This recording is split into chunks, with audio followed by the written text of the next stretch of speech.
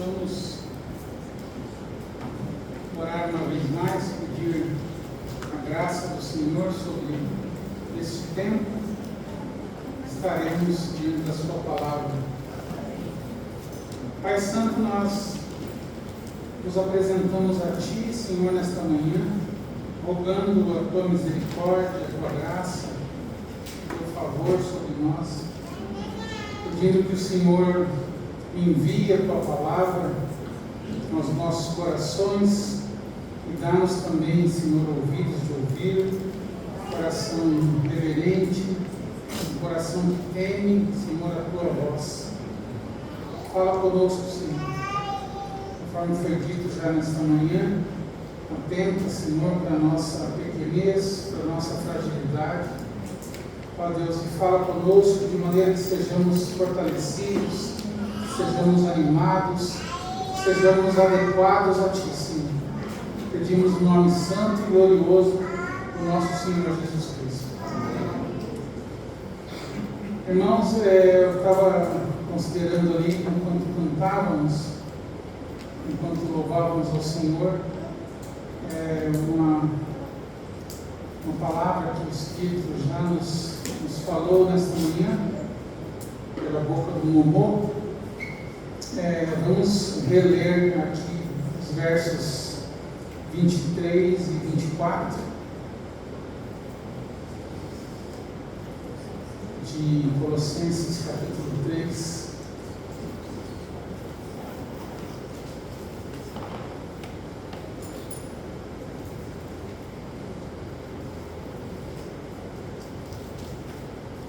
Colossenses 3, 23 diz assim: e tudo quanto fizerdes, fazei-o de todo o coração, como ao Senhor, e não aos homens, sabendo que recebereis do Senhor o galardão da herança, porque a Cristo o Senhor servis.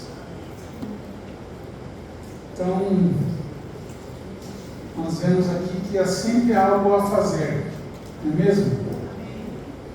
Nós sempre temos algo a fazer. Aqueles homens que ouviram a pregação ali no dia de Pentecostes disseram, depois de ouvirem a pregação: que faremos, varões e irmãos? Que faremos? O apóstolo Paulo também, quando o Senhor se revelou a ele no caminho de Damasco, também logo se apresentou ao Senhor, perguntando o que ele deveria fazer. Então, não há, dentre os redimidos, alguém que não tenha esta prontidão em querer fazer algo. De fato, há o que fazer. Nós não devemos estar ociosos. Se o Senhor tem se mostrado a nós, nós devemos perguntar: que faremos, Senhor? O que queres que eu faça? Então, o que nós vemos, infelizmente, irmãos, é que esta verdade do Evangelho tem sido mudada pelos homens. E ao invés das pessoas, dos remidos se apresentarem para fazer a obra de Deus, para se oferecer a Deus como servos, coloca-se Deus na condição de servo, que existe apenas para servir os homens, para fazer coisas pelos homens.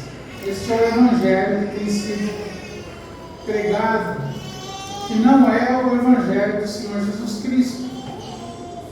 Porque no Evangelho nós vemos Deus se fazendo homem e tomando a forma de servo.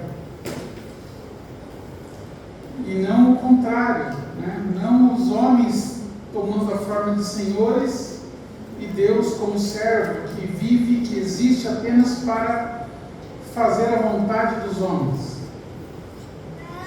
Então aqui nós lemos: que tudo quanto fizerdes, fazei de coração, de todo o coração. Então você veja, veja aí, o serviço a Deus é um serviço que emana do coração. Não emana da lei, não emana da tradição. Tanto que o que Cristo vem ensinar vai contra a tradição dos homens.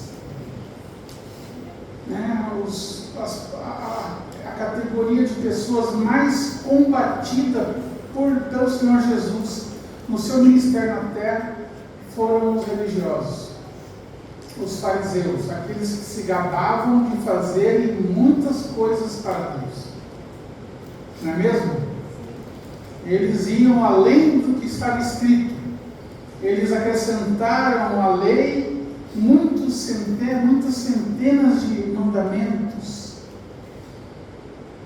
todos de caráter aparente. Nada procedia do coração. Pelo contrário, o Senhor disse a eles que o coração deles estava cheio de coisas ruins, de pecados, de adultérios, de homicídios, de toda sorte de pecados. Mas na aparência eles eram piedosos. Eles dizimavam, como diz ali em Mateus, eles dizimavam a alendra, a hortelã e o cominho. Até os temperos eles davam dízimo. Mas esqueciam-se das coisas mais fundamentais, da misericórdia, da justiça e da fé. Aquilo que era essencial, aquilo que eram coisas que deveriam preencher o coração deles, dessas coisas eles se esqueciam. E observavam aquilo que é aparente. Então, esta é a diferença daqueles que servem o Senhor e dos que não servem. E nós vamos ver ali em Malaquias que há uma diferença entre aqueles que servem os senhores que não servem. Ali em Malaquias, o Senhor condena o culto aparente, aquele culto mecânico que os homens fazem por costume e se esquecem daquilo que realmente importa. Então aqui, nós vemos aqui, Paulo está dizendo que tudo o que nós devemos fazer de coração, de todo o coração, como ao Senhor e não aos homens, sabendo que recebereis do Senhor o galardão. Então não adianta nós fazermos para os homens, nós podemos até receber o galardão dos homens, que era o que os fariseus buscavam. Por isso eles oravam nas esquinas, nas praças, eles quando jejuavam, eles bagunçavam o cabelo deles, não lavavam o rosto, para que todos soubessem que eles estavam jejuando. Não é assim? Eles faziam as suas ofertas publicamente, eles alargavam as franjas dos seus vestidos, faziam tudo que era aparente, e de fato eles recebiam o galardão e a admiração dos homens. Mas é só. Nós não poderemos receber o galardão dos homens e o galardão de Deus. Nós temos que fazer uma escolha. Ou nós receberemos a admiração dos homens ou o galardão de Deus. A tentação, irmãos, é que o galardão dos homens ele já está à disposição. Você pode recebê-lo agora, imediatamente, né? Então, por isso que hoje nós vemos tantas coisas aparentes entre o povo de Deus, e as redes sociais, elas são muito especialistas nisso. As pessoas recebem ali os likes, a admiração, as pessoas fazem coisas para serem vistas, tudo é publicado, né? Tudo é fotografado e colocado nas redes sociais, né? Mesmo aquelas coisas que são virtuosas, né? Que perdem o seu galardão à medida que você expõe para receber a admiração dos homens. Será que nós vamos ouvir do Senhor: olha, você já recebeu o galardão, não tem mais nada para você aqui?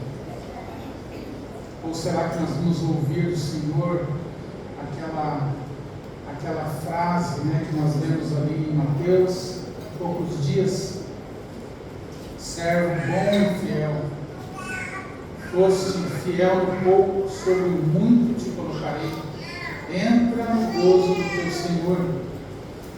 O que será que nós vamos ouvir do Senhor naquele dia, irmãos? Então, o galardão dos homens, ele é imediato. E o galardão do Senhor nós vamos receber lá naquele dia. Aqui diz no verso 24: sabendo que recebereis do Senhor o galardão da herança, porque a Cristo o Senhor servis. Quando será que nós vamos receber o galardão do Senhor? Quando, irmãos? No dia eterno. Amém? Amém. O Senhor diz a palavra lá em Apocalipse, no final do livro de Apocalipse, que Ele virá e trará na sua mão o galardão. Então é naquele dia, é aquele dia que nós miramos, nós estamos entesourando para aquele dia. Amém? Amém. Então você tem que ter bem certo isso no seu coração. O que você quer? O que você está buscando? O galardão eterno ou a admiração dos homens? Por gentileza, podemos orar pelo Davi? Ele não está passando bem. Amém? Põe as mãos sobre ele aí, Chico. Vamos orar aqui. Você estenda suas mãos ali. Pai Santo, nós, em nome do Teu Filho Jesus, apresentamos a vida do pequeno Davi, Senhor, nas Tuas mãos. Certo, Senhor, de que o Teu poder prevalece sobre qualquer mal que esteja atuando no seu corpo. Tu és maior, Senhor, tu podes fazer qualquer coisa, e a Tua palavra nos instrui, Senhor, que nós devemos orar pelos enfermos, impondo sobre eles as mãos, e a oração salvará o doente. Nós exercemos, Senhor, o que nós temos aprendido na Tua palavra e ordenamos a Tua bênção sobre o corpo do Davi. Que ele receba, Senhor, de Ti virtude, Senhor, e esse mal deixe o seu corpo, para a glória do Teu nome, Senhor, e também para a edificação da fé desta pequena criança. Que ele saiba que Jesus Cristo é o que pode dar saúde a ele. Oramos em nome de Jesus. Amém.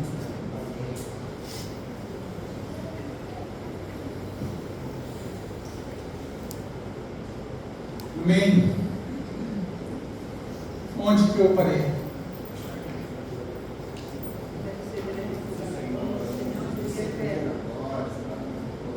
Amém. Então, nós devemos fazer essa escolha. Se queremos receber o galardão naquele dia, essa recompensa, quando fala da herança, né, Pedro diz que é uma herança incontaminável, que não se pode murchar, guardada nos céus para nós. Amém?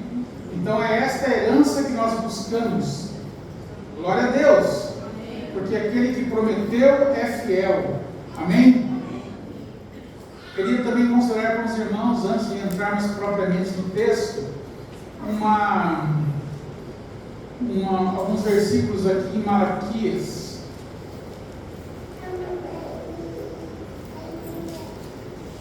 Veja, irmãos, nós consideramos, acho que na penúltima vez que eu compartilhei com os irmãos, um texto ali em Lucas capítulo 17, um texto que fala sobre o servo inútil.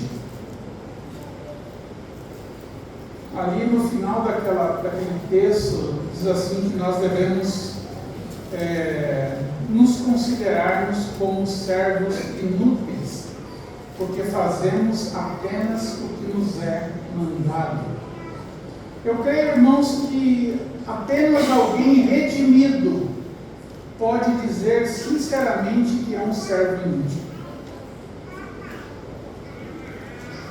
Amém? Somente alguém redimido pode ter esta consciência de que nunca, jamais fará o suficiente por aquele que o redimiu. Não é mesmo? Então nós sempre seremos servos inúteis. E só podemos ter essa consciência se nós de fato formos redimidos. Só que há algo maravilhoso na redenção. Que a redenção nos faz filhos. Não é mesmo? Aí alguém pode pensar assim, bom, o filho tem que servir? Muito mais. Amém? Então, somente um redimido pode ter a consciência de que é um servo inútil. Porque, na melhor das hipóteses, ele vai fazer o que lhe é mandado. Talvez eu não tenha chegado nem no patamar de servo inútil. Porque será que eu tenho feito tudo o que me é mandado? Então, somente um redimido pode ter esta consciência de que é um servo inútil, de que faz apenas o que lhe é mandado. Mas se nós formos redimidos, nós passamos para a categoria de filhos. E como filhos, devemos servir o nosso Pai. Aqui nós vemos que esta relação de serviço, ela também está presente no relacionamento de pais e filhos. Leia aí Malaquias capítulo 3.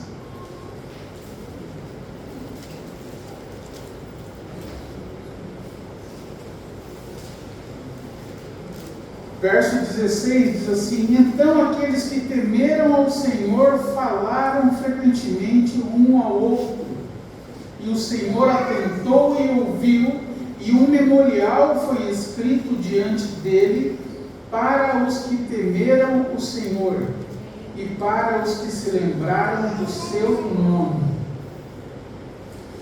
E assim diz o Senhor: e eles serão meus, diz o Senhor dos exércitos. Naquele dia serão para mim joias. Naquele dia, veja, irmãos, que sempre nos é apontado o galardão eterno. Naquele dia serão para mim joias. Poupa-los-ei como um homem poupa a seu filho que o serve. Então veja, o filho serve o pai. É este nível de serviço que o Senhor espera que nós alcancemos. Mais elevado do que o serviço de um servo para o seu Senhor. Nós devemos servir o nosso Pai como um filho serve ao Pai. Então, só então, irmãos, nós iremos compreender a glória e a magnitude desta realidade, daquele dia. Só então voltareis e vereis a diferença entre o justo e o ímpio, entre o que serve a Deus e o que não serve. Então veja, nós devemos servir hoje pela fé. Amém? Pela fé, porque ainda nós não vemos o galardão, mas nós cremos. Cremos que ele está nas mãos do Senhor, prestes a ser entregue para aqueles que o servirem fielmente. Então, irmão, você vai entender realmente a diferença entre quem serve a Deus e quem não serve a Deus naquele dia. Amém? Naquele dia, confia. Mas para isso, irmãos, nós precisamos servir a Deus como um filho serve o seu pai. O servo pode servir por medo, pode servir por interesse, pode servir para receber mantimento, como aquele servo, né, que nós consideramos lá em Lucas 17, aquele servo que poderia estar no campo, poderia estar apacentando o gado, ou poderia estar servindo as mesas. Nós vemos nessas três tarefas daquele servo inútil, nós vemos nessas três tarefas três tipos de ministérios: no campo semeando, apacentando gado ou servindo as mesas. Podemos ver ali o ministério de evangelizar, tipificado no campo. Podemos ver ali o ministério pastoral, tipificado no apacentar gado, e também o ministério do ensino, tipificado em servir as mesas. Três ministérios muito cobiçados e perseguidos pelos homens, pelos religiosos. Mas nós podemos fazer essas três coisas com um coração correto, que é o que fazia aquele servo. Aquele servo chamado inútil era um servo que fazia apenas o que lhe era mandado. Talvez ele fizesse aquilo para poder ter direito a fazer uma refeição, mas ali o que dá a entender é que ele não fazia aquele serviço como produto de uma devoção ou de uma gratidão ao seu Senhor. E o que o Senhor quer de nós é isso. Ele quer de nós devoção para servir. O nosso serviço deve ser produto da devoção ao Senhor, não do medo do castigo, não para ser visto pelos homens, não para ser reconhecido, não para receber um tapinha nas costas ou um elogio, mas servir porque nós somos filhos, servir com um coração cheio de gratidão. Se você voltar um pouco aqui no livro do profeta Malaquias mesmo, no capítulo 1, diz assim, o filho, verso 6, Malaquias 1,6, o filho honra o pai, e o servo seu senhor. Se eu sou o pai, onde está a minha honra? E se eu sou o Senhor, onde está o meu temor? Veja, duas formas, dois relacionamentos de serviço: do servo para o seu Senhor, do filho para o seu pai. Deus é pai e Ele é Senhor, e Ele quer que nós o sirvamos como filhos e como servos, com temor e tributando a Ele honra, tributando a Ele reverência. Lembra-se do irmão do filho pródigo?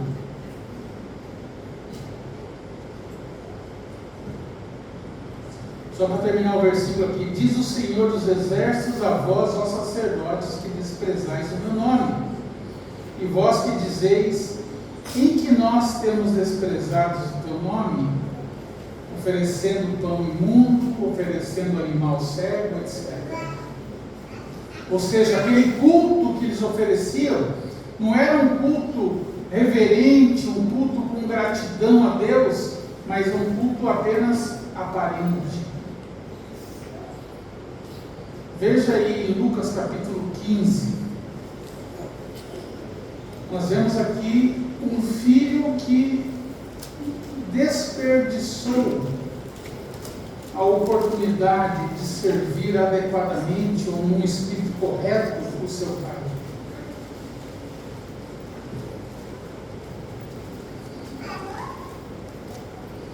Lucas 15 diz assim, verso 29.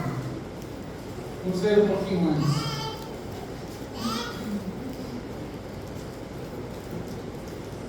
Verso 25: E o seu filho mais velho estava no campo, e quando veio e chegou perto da casa, ouviu a música e as danças, e chamando um dos servos, perguntou-lhe o que era aquilo. E ele lhe disse: Veio teu irmão, e teu pai matou o bezerro cevado, porque o recebeu são e salvo. Mas ele se indignou e não queria entrar. Olha, uma das coisas que o filho faz, o filho ideal, né? Ele se alegra quando o seu irmão é honrado, quando o seu irmão é perdoado, quando o seu irmão recebe alguma bênção. A Mabel, né, quando veio dar o seu testemunho aqui no dia 31, ela falou esse aspecto, né, de se alegrar com os que se alegram. Isso, irmãos, é produto de um coração realmente de filho, de um coração que ama a família espiritual, a família celestial. Ele se alegra com o seu irmão. E aqui nós não vemos isso neste filho. Verso 28, mas ele se indignou e não queria entrar, e saindo seu pai, rogava-lhe que entrasse com ele. Mas respondendo ele, disse ao pai: Eis que te sirvo há tantos anos, sem nunca transgredir o teu mandamento, e nunca me deste um cabrito para alegrar-me com meus amigos. Aqui está um exemplo de alguém que serve num coração incorreto. De fato ele servia. O seu pai não o desmentiu. De fato ele era diligente no serviço. Mas uma coisa ele errou aqui. Ele errou no seu relacionamento com o pai. Ele não desfrutou da comunhão com o pai. Ele não tinha um coração devotado ao pai, ou um coração que tinha reverência, admiração por seu pai. Verso 30 diz assim: Vindo, porém, este teu filho. Ele não disse este meu irmão. Então veja, ele por certo não tinha um relacionamento também adequado com o seu irmão, que desperdiçou os teus bens. Veja que ele fala os teus bens, mas tudo pertencia a todos os filhos. Com as meretrizes mataste-lhe o bezerro cevado, e ele lhe disse: Filho, tu sempre estás comigo. Talvez ele mesmo, o filho, não se deu conta da companhia e da presença do pai, para desfrutar dessa companhia, dessa presença, dessa comunhão. E todas as minhas coisas são tuas. Não tem os teus bens. Ele desperdiçou os teus bens com as meretrizes. Não, todas as minhas coisas são tuas. Mas era justo alegrarmos-nos e folgarmos por este teu irmão que estava morto. Aí o pai, né, afirma: teu irmão. Ele não fala este meu filho, mas este teu irmão. Estava morto, ele viveu, tinha se perdido e achou-se. Então veja, irmãos, nós precisamos ter este relacionamento de serviço com um filho que serve o pai. Mas nossa relação com o pai deve estar correta. O serviço deve emanar de um coração. Nós vimos que deve sair do coração, né? Tudo que fizerdes, fazei de todo o coração. Colossenses capítulo 3, que nós lemos. Então, esse serviço deve emanar do coração, deve ser uma realidade espiritual, que deve emanar de um coração que realmente adora a Deus, que serve a Deus, que é grato a Deus pela nossa filiação. Amém? Amém. Você é grato a Deus por ser um filho de Deus? Amém. E olha, não é como os homens dizem, né? Você só pode ser um filho de Deus através de Jesus Cristo, através da redenção, através desse espírito de adoção. Nós precisamos ser adotados, e então seremos feitos filhos de Deus. Se crermos em Jesus Cristo, se formos regenerados, então nem todo mundo, né, é filho de Deus. Os homens falam isso com muita tranquilidade, né? Ah, todo mundo é filho de Deus. Não sabe. Só há uma maneira de ser filho de Deus, através de Jesus Cristo, crendo nele, crendo na sua obra, recebendo-o pela fé. Isso te torna um filho de Deus, somente desta maneira. Então vamos ao texto de hoje. Uma introdução um pouco longa, mas o texto é curto. Vamos ver aqui em Lucas capítulo 17.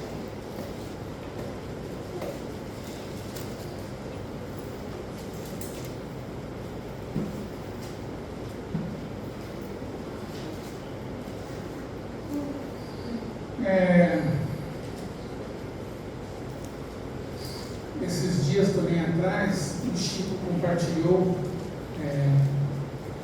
uma passagem em Lucas capítulo 10, um texto muito conhecido de todos nós, aquele texto que fala de Marta e Maria, Lucas 10, do 38 ao 42.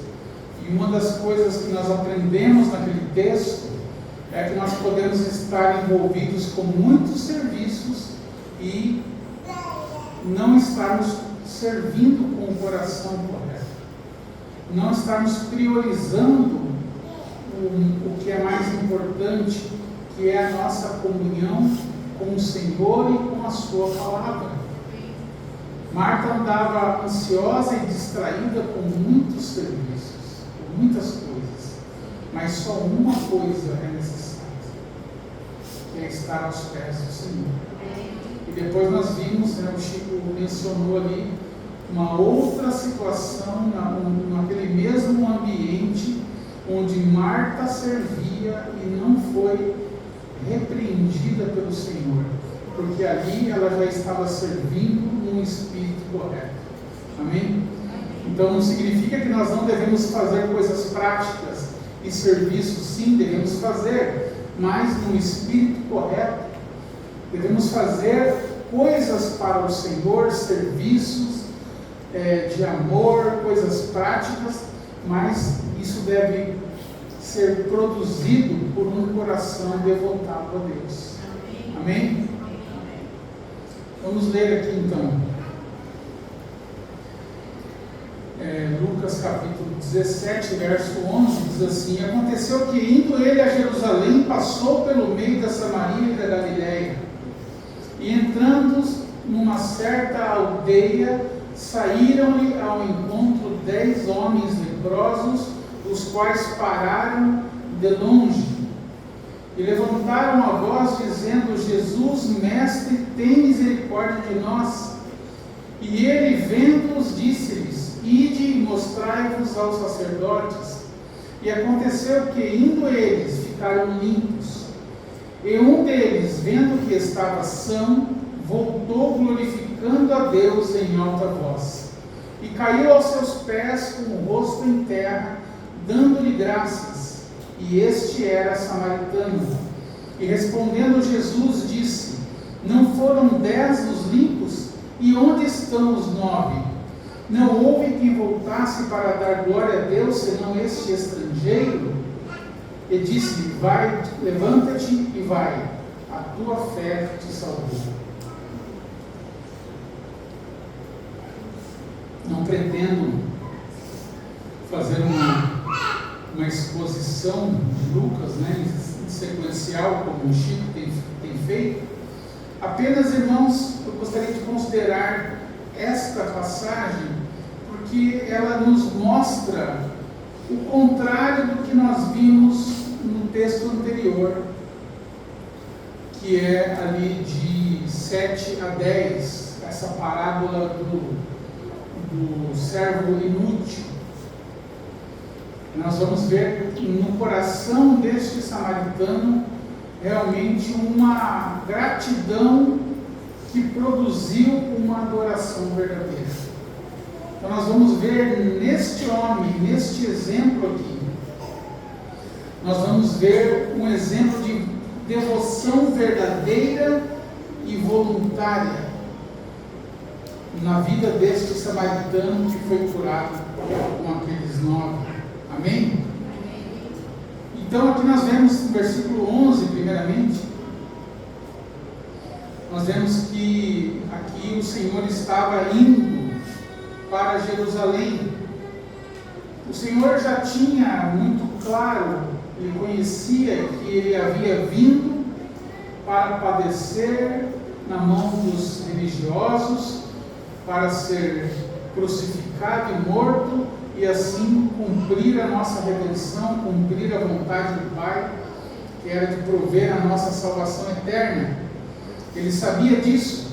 E é impressionante, irmãos, se nós formos ver o caminho que o Senhor fazia até Jerusalém, não era um caminho direto.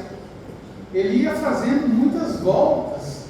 Se você for olhar no mapa por onde o Senhor passou para ir a Jerusalém, não era um caminho lógico.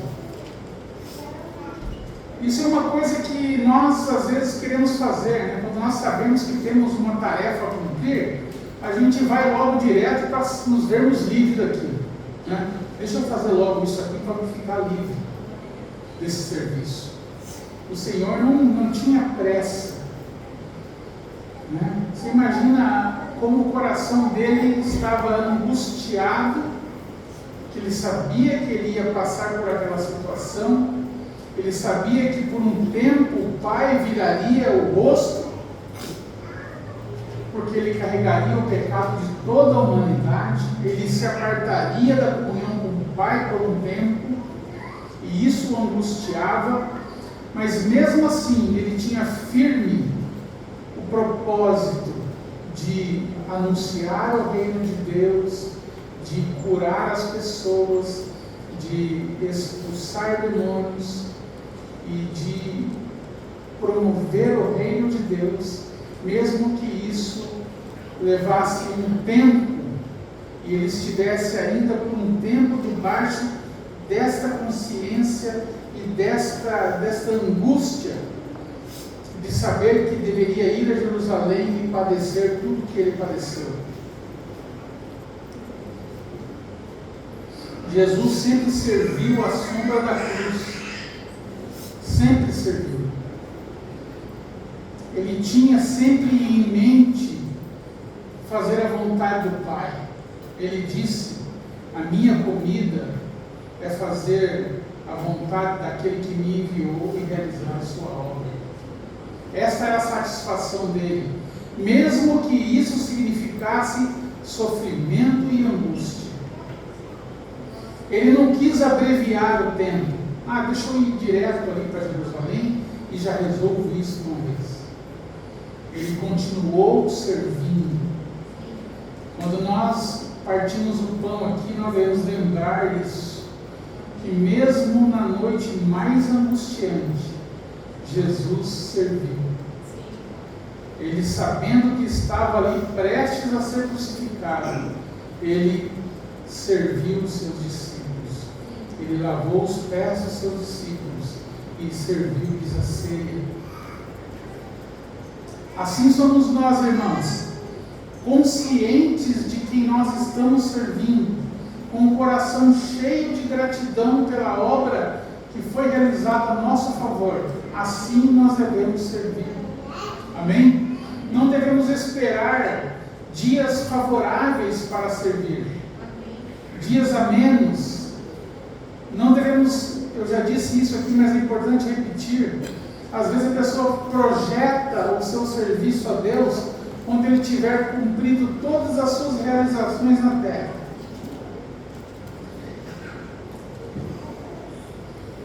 quando eu tiver conquistado tudo que eu tenho que conquistar, todos os confortos, todas as minhas... E às vezes isso, irmão, se traveste de como que é a palavra? Oi? Prudência, exatamente. Ah, não, eu preciso ser prudente, eu preciso organizar minha vida, garantir o meu futuro, e quando tudo estiver bem, então eu posso sair e servir a Deus. E esse não é o padrão, nós não vemos isso nas Escrituras.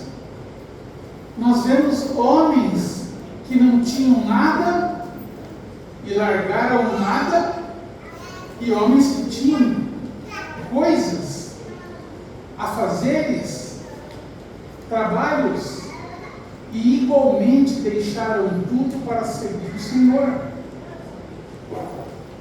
Assim devemos ser nós, irmãos. A nossa primeira incumbência é servir a Deus. E nós devemos, à medida que servimos a Deus, confiar todos os cuidados nas mãos do Senhor. Porque Ele, como está prometido lá em Mateus capítulo 6, Ele vai nos acrescentar todo o necessário. Amém? Então, Jesus sempre serviu à sombra da cruz. Mesmo o seu trabalho secular o fazia lembrar do madeiro, quando ele lidava ali com madeira, com pregos, cumprindo o seu ofício. Ele estava em tudo ali, a cruz diante dele. Mesmo ali com 12 anos, quando ele aparentemente se perdeu dos seus pais, né?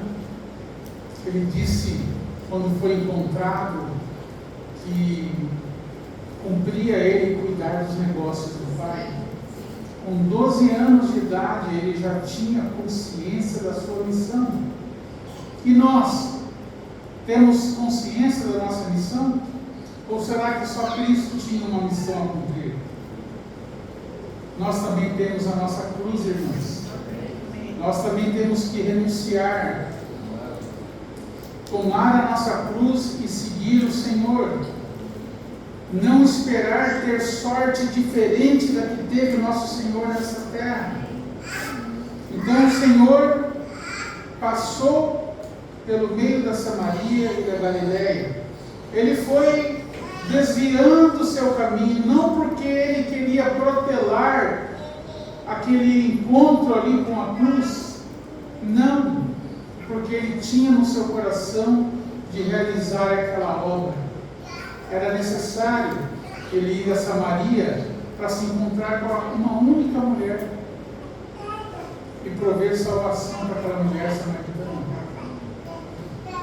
Então assim ia o Senhor, passando pelas aldeias. E aqui no verso 12 diz que ele, entrando numa certa aldeia, saíram ao encontro 10 homens leprosos, os quais pararam de longe e levantaram a voz dizendo: Jesus, mestre, tem misericórdia de nós. Veja que aqueles 10 leprosos não estavam na aldeia. Jesus entrou na aldeia e de longe aqueles homens viram e saíram ao encontro do Senhor, mas pararam de longe, porque a condição deles não permitia que eles vivessem em nenhuma aldeia. A lepra era algo que, uma vez constatada, segregava a pessoa para sempre, a não ser que ela fosse curada. Por isso que o Senhor manda que eles se apresentem ao sacerdote. Então, eles, aqui também uma coisa interessante que nós vimos, eles levantaram a voz, porque de certo estavam a uma certa distância do Senhor, não podiam se aproximar. Eles levantaram a voz dizendo: Jesus, mestre. Interessante, irmãos, que eles chamam Jesus de mestre. Essa palavra aqui, traduzida na nossa Bíblia como mestre, ela não é uma palavra muito comum encontrada nas Escrituras. Essa palavra mestre, ela literalmente significa superintendente ou comandante. Ela só aparece em Lucas 8, 24, 45, 9, 33, no verso 49 e em 17, 13, que é o texto que nós estamos lendo. Essa palavra traduzida como mestre, que é epistates no original. É interessante como eles chamam o Senhor de mestre. Isso mostra, irmãos, o quão banalizado nos nossos dias está o nome do Senhor.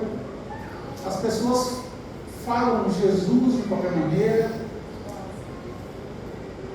atribuem a Jesus coisas ou características que ele não possui, e poucos o reconhecem como comandante.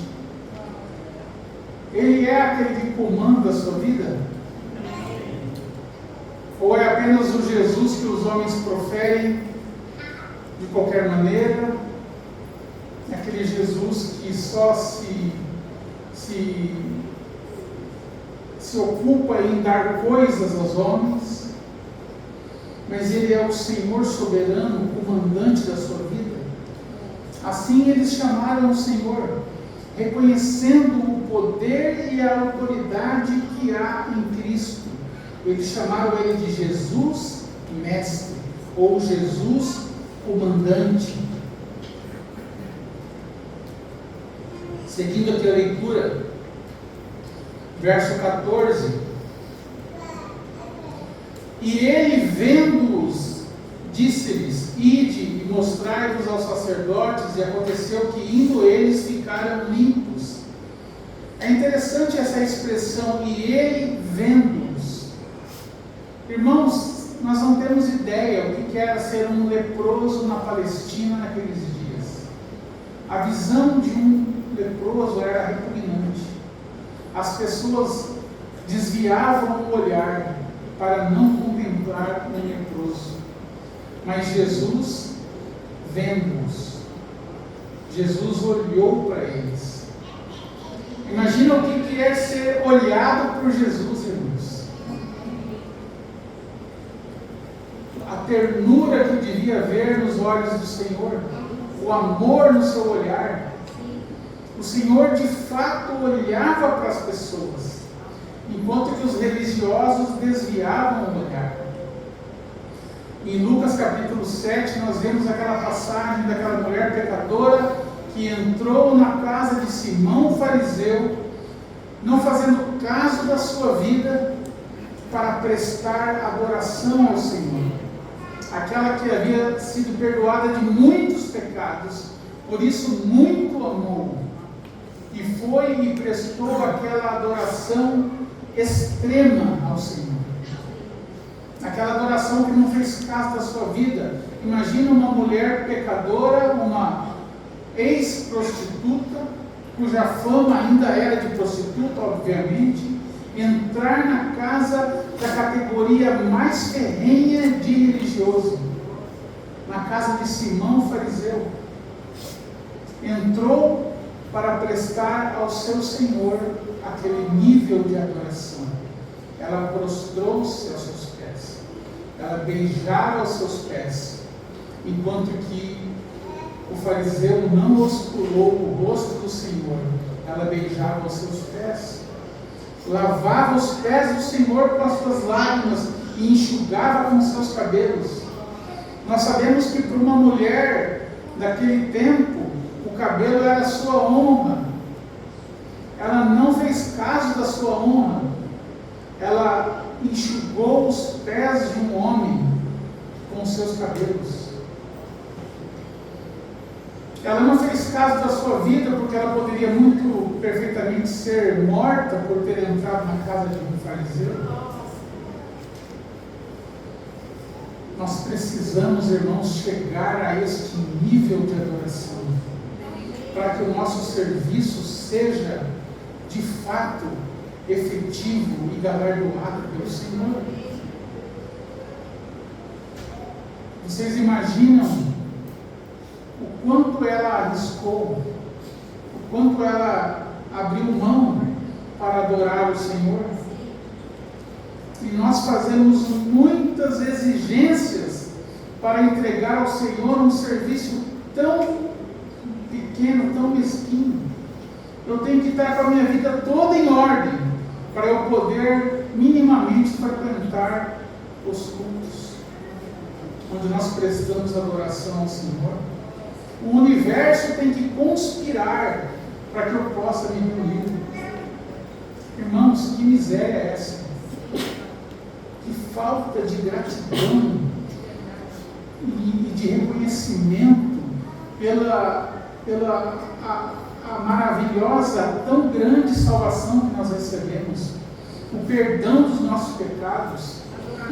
Nós precisamos ter consciência do que nós somos, ou melhor, do que nós éramos sem o Senhor. Nós éramos desprezíveis, nós não tínhamos nenhum valor, e o valor que nós temos hoje é Cristo em nós. Se tirar Cristo, irmãos, nós não sobra nada. Nós precisamos ter esta consciência da nossa condição. Ela sabia muito bem, aquela mulher, quem ela era, a sua condição e o quanto Jesus a amou, perdoando-a dos seus pecados. Quando nós tivermos essa consciência, nós vamos parar de fazer exigências.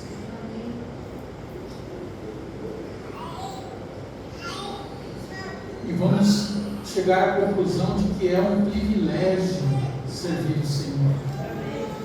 Ela serviu o Senhor, olha só. O mais importante serviço que prestamos a Deus não é coisas que nós fazemos. Para os homens, mesmo para os irmãos, o mais importante serviço é a adoração. Sabia que a adoração é serviço? A adoração é um serviço que nós prestamos a Deus. E se nós não temos interesse nesse tipo de serviço, esse serviço que é galardoado por Deus, o céu não faz sentido para nós, porque é só o que vai restar para fazermos eternamente. Amém? Adorar o Senhor eternamente, é isso que nós faremos. Então o Senhor viu aqueles homens de uma maneira que ninguém poderia vê-los. Ele viu com compaixão, ele viu além daquela aparência repugnante que eles tinham. O Senhor olhou para eles com olhos de compaixão.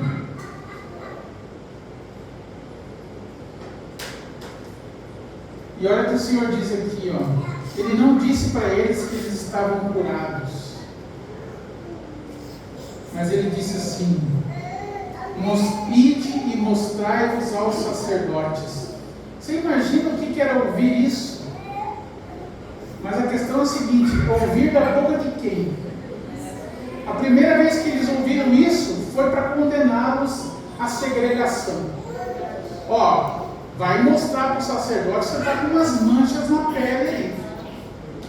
E agora o Senhor diz a mesma coisa: ide, mostrai-vos aos sacerdotes. Irmãos, faz muita diferença a boca de onde procede a ordem, não é mesmo?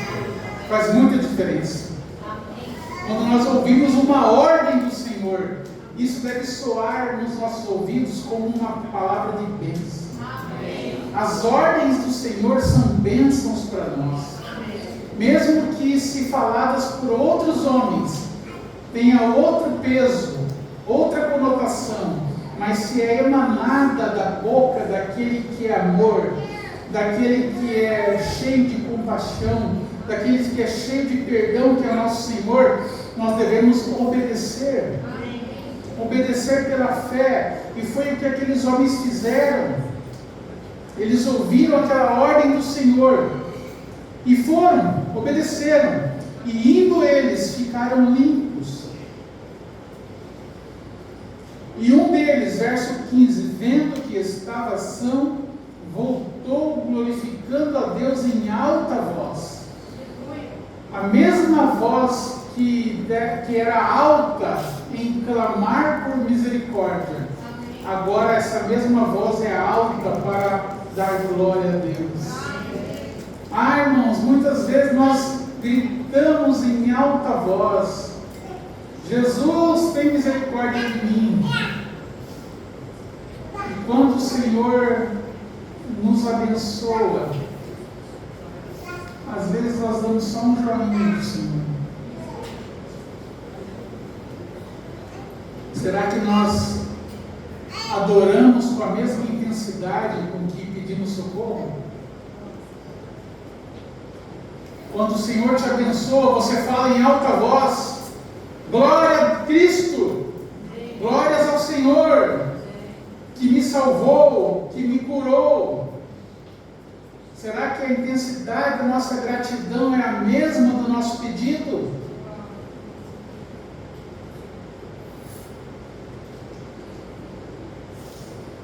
Aqueles homens, aqueles 10 leprosos, é muito provável que os 9 que não voltaram eram judeus. Imagina para esse samaritano, ele ter que ir lá no sacerdote, né? Mas ele obedeceu. Ele ia encarar o sacerdote judeu, sendo ele samaritano. Isso mostra a disposição do coração dele em obedecer. Mas quando ele se viu limpo, ele voltou e deu glória a Deus em alta voz, e caiu aos pés de Jesus com o rosto em terra, mostrando ali a consciência que ele tinha da sua condição de pecador e também da condição de Cristo, de Senhor glorioso. Então ele se prostrou com o rosto em terra, dando-lhe graças. Então os 9 judeus não voltaram. Olha, por que aqueles 9 não voltaram? Eles tiveram fé para ser curados. Irmãos, assim somos nós. Infelizmente, nos identificamos mais com os 9 judeus do que com esse único samaritano. Nós estamos, às vezes, tão empolgados com as bênçãos de Deus que não voltamos para dar glória a Deus. Glória a Deus, consegui um emprego. Glória a Deus, prosperei. Glória a Deus, fui curado dessa doença. Agora vou curtir a vida com as bênçãos que Deus me deu, com a saúde que Deus me deu. Estamos tão entusiasmados com as bênçãos que não voltamos para dar glória a Deus. Os que não voltaram eram os religiosos, e o que voltou era um samaritano. Esse é o problema da religião, irmãos. A religião nos satisfaz com os seus ritos. Nós cumprimos o que manda a tradição e ficamos com as nossas consciências tranquilas para aproveitar as bênçãos de Deus.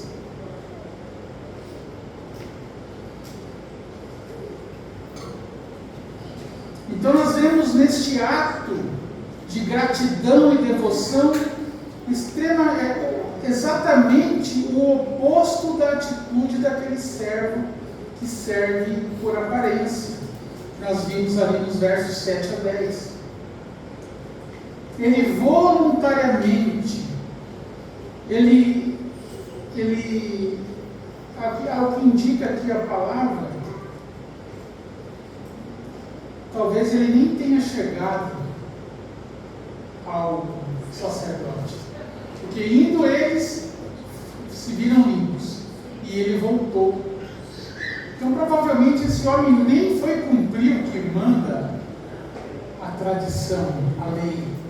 Ele voltou para prestar adoração ao Senhor. E veja que também ele arriscou, sendo samaritano, se aproximando de um judeu, e talvez sem ter ainda a liberação do sumo sacerdote, ele se aproximou, sendo ainda em tese leproso, se aproximou do Senhor, não fez caso da sua vida, não fez caso da sua reputação, ignorou a tradição. Irmãos, ignorem a tradição dos homens e sirvam a Deus voluntariamente, com devoção sincera e gratidão por aquilo que o Senhor fez. Então veja, essa ação espontânea trouxe glória a Deus, porque aqui no versículo 18, ele diz assim: não houve quem voltasse para dar glória a Deus. Então a devoção voluntária, que não faz caso de si mesmo, da sua reputação, isso dá glória a Deus. Ele diz assim, e disse: levanta-te e vai, a tua fé te salvou. Veja, ele não foi salvo quando foi curado. Muitas vezes as pessoas confundem, acham que Deus curou, então agora você é salvo. Não significa isso. Foram duas coisas que o Senhor operou na vida dele. Primeiro operou a cura do seu corpo, e depois a salvação. Esse homem agora é assim salvo. Este homem que voltou para dar glória a Deus. Este homem que reconheceu Jesus como o seu Senhor e deu glória a Ele, deu graças a Ele. Amém, irmãos? Não, sim.